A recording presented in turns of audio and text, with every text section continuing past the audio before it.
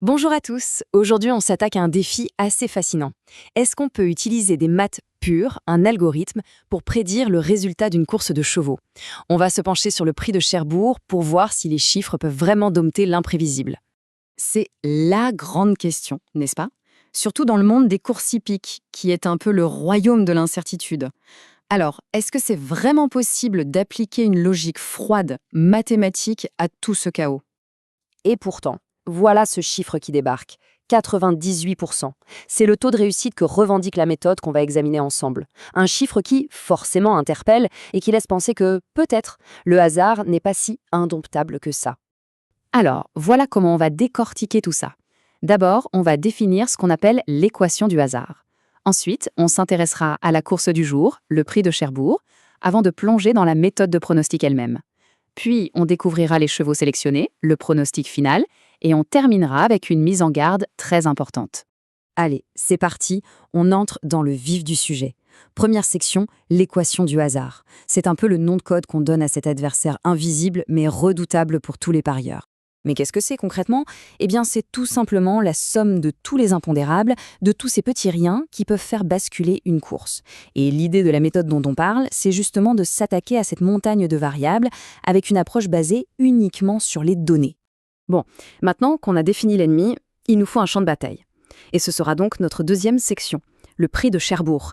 C'est la course sur laquelle notre algorithme a fait ses calculs. Voilà la carte d'identité de l'épreuve. Ça se passe à Deauville, on est sur 1900 mètres de sable fibré, on a 16 partants, des chevaux de 4 ans et plus et une belle allocation de 5900 €. Tous ces paramètres, ce sont les données brutes qui vont alimenter le modèle. Ce qui nous amène tout droit au cœur du réacteur. Troisième section, la méthode de pronostic. C'est là qu'on va soulever le capot pour voir comment cet outil fonctionne. Le point clé, c'est que la méthode repose sur 3 gros piliers. D'un côté, on a une analyse croisée de plusieurs modèles mathématiques complexes. Ensuite, un algorithme vient optimiser tout ça. Et enfin, et c'est super important, on se concentre sur une sélection très serrée de seulement 6 chevaux. C'est une approche quasi chirurgicale. Et cette approche chirurgicale, eh bien, elle mène à ce fameux résultat.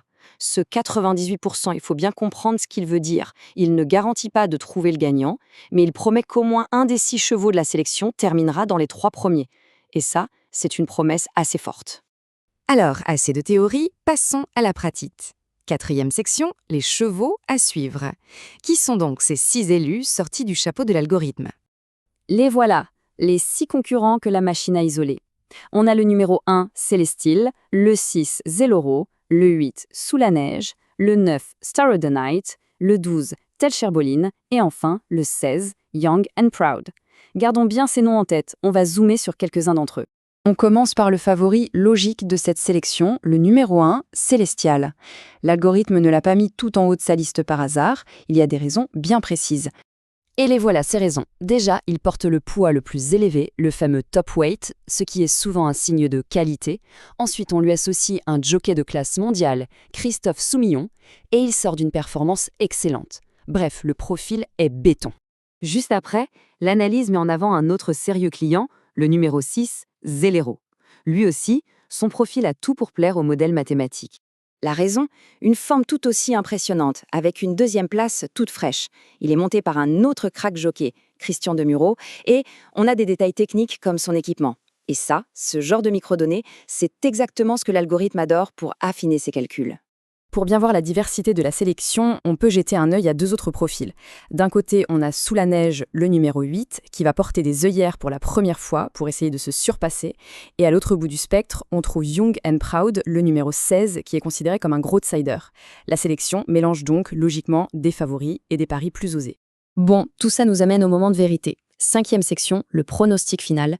Comment l'algorithme a-t-il classé ces 6 chevaux? C'est le moment de le découvrir. Allez, roulement de tambour, voici le verdict, dans l'ordre de préférence calculé. En première position, Célestial. En deuxième, Zélopro. Troisième, Star of the Night. Quatrième, Sous la neige. Cinquième, Tel Cherboline. Et pour fermer la marge de cette sélection, l'outsider, Young and Proud. Voilà la combinaison que nous propose la machine. Avant de se quitter, il est absolument indispensable de passer à notre dernière section. C'est peut-être même la plus importante de toutes, un avertissement. Parce que oui, Même avec un algorithme qui affiche 98% de réussite, il ne faut jamais, au grand jamais, oublier que les jeux d'argent ne sont pas une science exacte. Ils présentent de vrais risques d'addiction et peuvent avoir des conséquences personnelles très graves. Il faut donc toujours jouer de manière responsable. Et on termine sur cette question qui reste en suspens. Malgré toute la puissance de calcul, malgré l'analyse de données, il y a toujours une part d'imprévu. Alors pour ce prix de Cherbourg, est-ce que l'algorithme aura vu juste ou est-ce que le hasard, cette fameuse équation si complexe, aura finalement le dernier mot? La seule réponse, elle est sur la piste.